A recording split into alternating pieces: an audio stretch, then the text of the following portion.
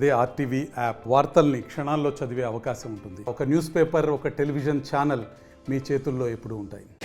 Welcome to RTV. నేను మీ శ్రీనివాస్. ఆ చీకటి కట్టడానికి 4 దశాబ్దాలు. రాష్ట్రంతో పాటు యావత్ భారతదేశం నివ్వెరపైన ఉదంతం. అదే కారంచేడు నరమేధం. అసూల బాసిన అమరుల కోసం అలుపెరగని పోరాటాలెన్నో. భావితరాల భవిష్యత్ కోసం నలిగి కుమిలిన బ్రతుకులెన్నో. వీరందరి కోసం ఏర్పడిందే చీరాల విజయనగర కాలనీ. పాత జ్ఞాపకాల చీకటి నుండి కొత్త వెలుగుల కోసం ఎన్నో అడుగులు వేశారు. ఇప్పుడు అక్కడ ఎటువంటి పరిస్థితి ఉంది, వారు చేసిన పోరాటాల ఫలితం ఏంటి, ఇప్పుడు ఆర్టీవీ ద్వారా చూపించే ప్రయత్నం అయితే చేద్దాం.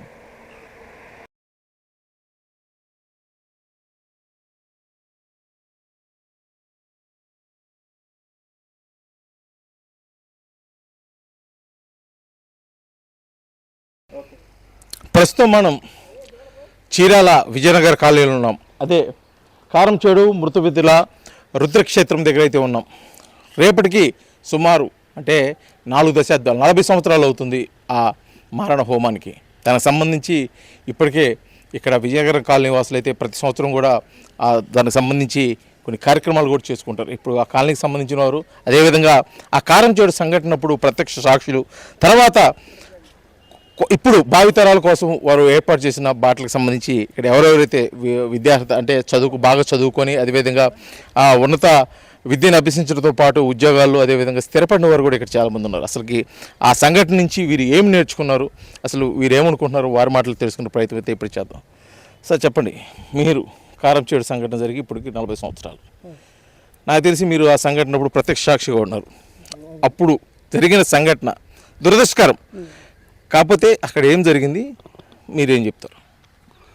1985 జూలై 17న కారంచేడులో మేమందరం కూడా అక్కడ నివసించినటువంటి మా కుటుంబాలు అక్కడ నివసించినటువంటి విధానంతో ఒక బానిసత్వంతో కూడినటువంటి ఒక ఎట్టి చాకరీలాగా ఒక భూస్వాముల దగ్గర మరి పనిచేస్తూ జీవితాన్ని ఎల్లబోసినటువంటి సంఘటన కారంచేడు ఘటన.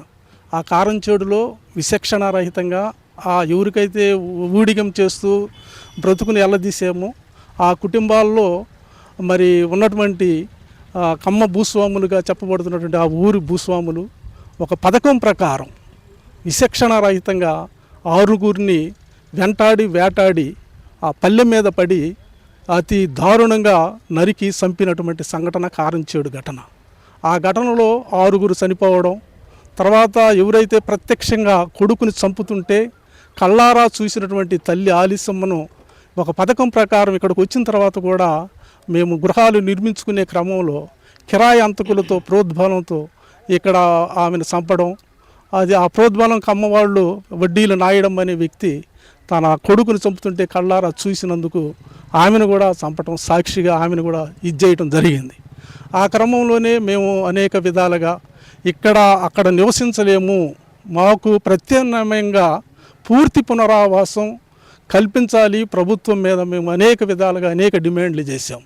ఎందుకంటే అక్కడ ఎవరైతే నరికి చంపారో ప్రధానంగా వాళ్ళకి శిక్షలు పడాలి, చట్టపరంగా మేము మరి పోరాటం చేయడం జరిగింది. ఆ చట్ట ప్రకారంలో పోరాటంలో భాగంగా ఆ ఊరిని కాదనుకొని మేము ఈ ప్రాంతంలో అనేక ప్రజా సంఘాలు నాయకులు అనేక విధాలుగా రావడం, మాకు సహకరించడం, మరి ముఖ్యంగా కత్తి పద్మారావు గారు ఆయన నాయకత్వంలో పూర్తి పునరావాసంలో భాగంగా ఇక్కడ ఉన్నటువంటి విజయనగర కాలనీ, ఈ విజయనగర కాలనీలో ఒక ఏర్పాటు చేసుకోవడం, మరి ఈ గ్రామంలో ఇప్పుడు స్వేచ్ఛగా బ్రతుకుతూ ఉన్నాం. ఈ జరిగిన సంఘటన నేపథ్యం తర్వాత కూడా ఇక్కడ చాలా మార్పులు వచ్చినాయి. ఎందుకంటే జరిగినది గతం, భవిష్యత్తు మీద దృష్టితో పెట్టుకొని అనేక మంది విద్యార్హతలను ముఖ్యంగా చదువు మీద దృష్టి సారించడం కూడా జరిగింది. మీరు చెప్పండి, చాలామంది యువత కూడా విద్య వైపు మొగ్గు చూపటం, ఆ సమస్య నుంచి కూడా పూర్తిగా దూరంగా జరిగిన పరిస్థితి మీరు ఎలా?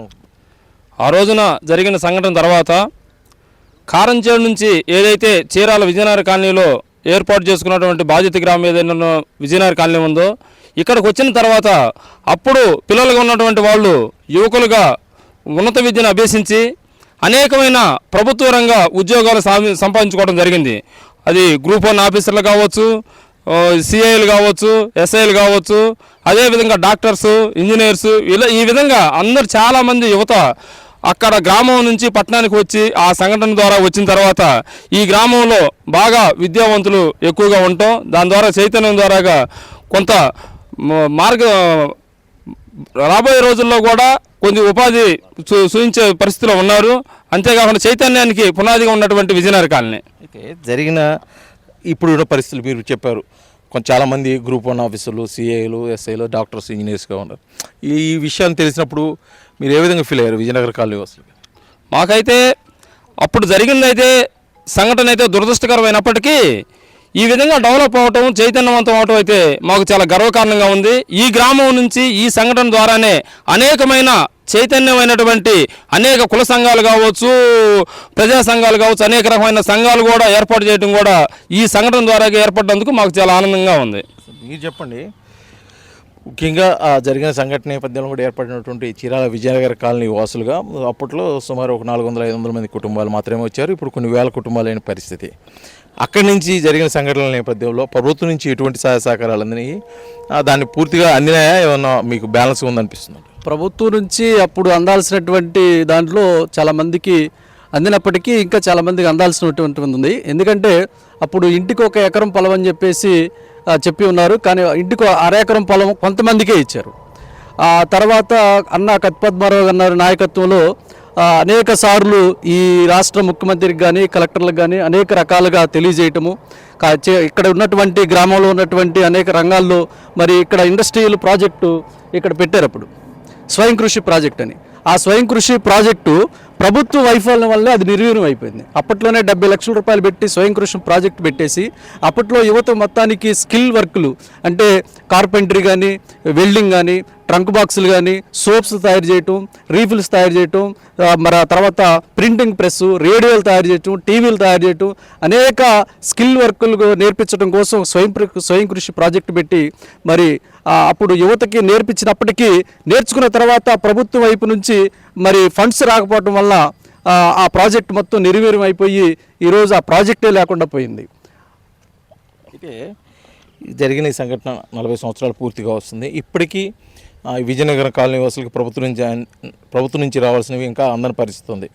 ఈ 40 సంవత్సరాలు పూర్తి అయిన సందర్భంగా మీరు జరుపుకుంటున్న సంస్మరణ సభ సందర్భంగా ప్రభుత్వాన్ని ఏమైనా డిమాండ్స్ అంటే మీ కాలనీ తరఫున ఏదన్నా కోరదలుచుకున్నారా?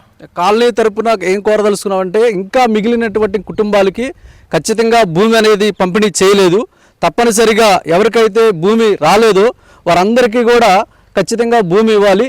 ఆ భూమి ప్రభుత్వం వెంటనే మరి ఇక్కడ ఎవరికి ఇచ్చారు ఎవరికి ఇవ్వలేదు అనేది మరి ఎంక్వైరీ చేసి ఖచ్చితంగా రావాల్సినటువంటి కుటుంబాలకి ఏవైతే ఆ యొక్క పూర్తి పునరావాసంలో భాగంగా ఏదైతే ఆ రోజు ఎన్టీ రామారావు గారు సీఎంగా ఉన్నటువంటి ఎన్టీ రామారావు గారు అప్పుడు పూర్తి పునరావాసం మరి ఏర్పాటు చేశారు. ఆ జీవో ప్రకారం ఏదైతే రావాలో ఖచ్చితంగా విజయనగర కాలనీ గ్రామస్తులకు రావాల్సిన కుటుంబాలకి న్యాయం చేసి ఇప్పుడున్నటువంటి ప్రభుత్వం మరి ఆదుకోవాలని చెప్పేసి నేను తెలియజేస్తా ఉన్నాను.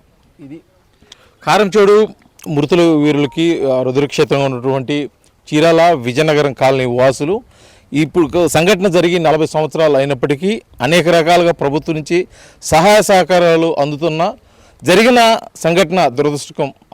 ఆ నేపథ్యంలో కూడా ఇక్కడ ముఖ్యంగా యువత విద్య ఉపాధి వైపు అడుగులు వేయడం ద్వారా కూడా ఆ చీకటి రోజుల నుంచి దూరంగా జరుగుతూ వస్తున్నాం. కానీ ప్రభుత్వం నుంచి రావాల్సిన ఇంకా అనేక బెనిఫిట్స్ అయితే ఇంకా కొన్ని కొరవ ఉన్నాయి. అవి కానీ అందిస్తే పూర్తి స్థాయిలో కూడా ఈ విజయనగర కాలనీ వాసులు అన్ని విధాల అభివృద్ధి చెందేదాని కోసం జరిగిన సంఘటనకి దూరంగా వెళ్ళేదాని కోసం కూడా ఎంతో ఉపయోగకరంగా ఉంటుందని చెప్పేసి కూడా విజయనగర కాలనీ వాసులు అలాంటి బాధితులు కుటుంబాలు అయితే తెలియజేస్తున్న పరిస్థితి అయితే ఇక్కడి నుంచి కనిపిస్తుంది. వీడియో జర్నలిస్ట్ లక్ష్మితో శ్రీనివాస్, RTV, విజయనగరం కాలనీ, చీరాల, బాపట్ల జిల్లా. జోహార్. మరిన్ని వీడియోస్ కోసం ఛానల్ ని సబ్స్క్రైబ్ చేయండి. లేటెస్ట్ అప్డేట్స్ కోసం వాట్సాప్ ఛానల్ ని ఫాలో అవ్వండి. ఆ లింక్ డిస్క్రిప్షన్ లో ఉంది.